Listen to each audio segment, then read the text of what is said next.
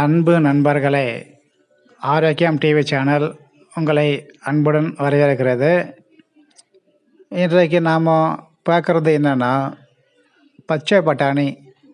இந்த பச்சை பட்டாணியில் நமக்கு கிடைக்கிற நன்மைகளும், மேலும் இதனுடைய சத்துக்களும், இதனுடைய வரலாறுகள் மற்றும் இதனுடைய பக்க விளைவுகளை பற்றி இந்த காணொளியில் பார்க்கலாம் வாங்க.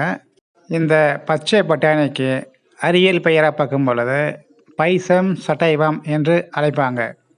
இது மத்திய கிழக்கு நாடுகளில் தான் தோன்றியது என்று வரலாறுகள் சொல்லுது. 1753ஆம் ஆண்டு தான் இந்த பச்சை பட்டாணியை கார்ல் லினியோஸ் என்ற விஞ்ஞானி பைசம் சட்டைவம் என்று பெயரிட்டார். இதற்கு என்ன அர்த்தம் என்றால், இது பயிரிடப்பட்ட பயிர் என்று அர்த்தம், அல்லது பயிரிடப்பட்ட பட்டாணி என்று அர்த்தம் குறிக்கும் என்பது ஆகும். இந்த பட்டாணி பருப்பு, காய்கறி மற்றும் தீவன பயிராகவும் பார்க்கப்படுகிறது. இந்த பச்சை பட்டாணி ஆரம்பத்தில் பச்சையாகவும் பின்பு காய்ந்து முதிர்ச்சியடைந்த பிறகு மஞ்சள் நிறமாகவும் காட்சியளிக்கின்றன. இந்த பச்சை பட்டாணி ஆண்டு தாவரமாகும். அதாவது ஒரு ஆண்டு முழுக்க சுழற்சி முறையில் இது பயிரிடப்பட்டு வருகின்றன. இந்த தாவரத்தை நாம் பயிரிடப்பட்டு அதை வெட்டி எடுத்த பிறகு மீண்டும் அறுவடை செய்யலாம். ஒரு அறுவடைக்கு பிறகு இன்னொரு அறுவடையும் செய்வதற்கான வாய்ப்பு இருக்குது. ஆகையால் இதை நாம் ஆண்டு பயிராக கருதப்படுகிறது. இது பெரும்பாலும் குளிர்காலங்களில் பயிரிடப்பட்டு கோடை காலம் வரையும் இவற்றை நாம் அறுவடை செய்யலாம். இந்த பச்சை பட்டாணி ஆரம்பத்தில் மத்திய தரைக்கடல் பகுதியிலும் ஐரோப்பிய கண்டத்திலும் பயிரிடப்பட்டு வந்தது. அதன் பிறகு ஈரான், எகிப்து போன்ற நாடுகளிலும் பயிரிடப்பட்டு வந்தன. இந்த பட்டாணிகள் பல வகை உண்டு. அதில் வயல் பட்டாணி, கார்டன் பட்டாணி, சர்க்கரை பட்டாணி, உண்ணும் பட்டாணி என்றும் பல வகையாக காணப்படுகின்றன. இந்த பட்டாணியின் பயன்களை பற்றி பார்க்கும் பொழுது, இதில் ஏராளமான சத்துக்கள், குறிப்பாக புரதங்கள் இருப்பதால் இவை கால்நடைகளுக்கு தீவனமாக ஆரம்ப காலகட்டத்தில் வழங்கப்பட்டு வந்தது. தற்போது மனிதர்களும் இவற்றை உண்ண ஆரம்பித்ததால் இதனுடைய தேவை அதிகரித்து வருகின்றன. அது காரணம் இந்த பட்டாணியில் உள்ள புரதச்சத்துக்காக காரணமாகும்.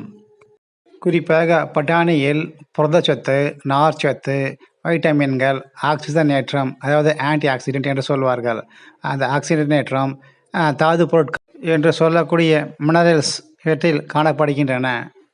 இந்த பச்சை பட்டாணியில் குறைந்த அளவு கலோரிகள் இருப்பதால் இவற்றை உண்ணும் பொழுது நம்முடைய உடல் எடை குறைக்கப்படுகிறது. மேலும் இவற்றுள்ள நார்ச்சத்துக்கள் உணவை சரியாக செரிமானம் செய்வதற்கு பயன்படுகிறது. மேலும் இவற்றில் தயமின், நியோசின், மேங்கனீஸ், இரும்புச்சத்து போன்றவைகளும் அடங்கியுள்ளன. இந்த பச்சை பட்டாணியை உண்ணுவதால் நம் உடலில் ஏற்படக்கூடிய பல்வேறு வகையான மாற்றங்களில் முதன்மையாக ஜீரண மண்டலத்தை சரி செய்ய பயன்படுகிறது. நம் உண்ண உணவை சரியான முறையில் ஜீரணம் செய்து அவற்றில் உள்ள சத்துக்களை உறிஞ்செடுக்கப்படுகிறது. மேலும் குடலில் பலத்தை அது அதிகரிக்கிறது.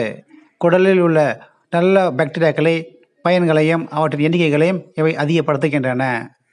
மேலும் இந்த பச்சை பட்டாணியில் உள்ள பொட்டாசியம், இந்த பொட்டாசியம் நம்முடைய உடலுக்கு நல்ல ஒரு சத்தை கொடுக்கும்.